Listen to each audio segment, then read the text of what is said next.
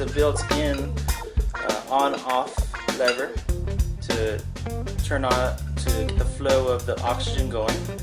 Remember, lefty-loosey, righty-tighty.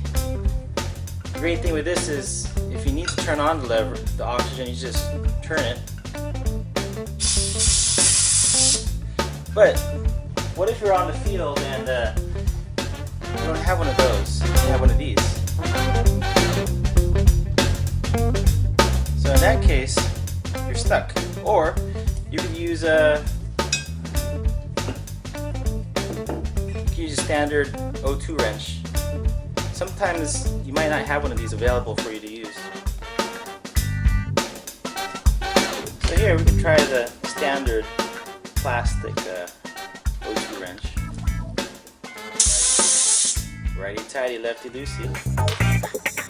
Or we can try the Leatherman Raptor.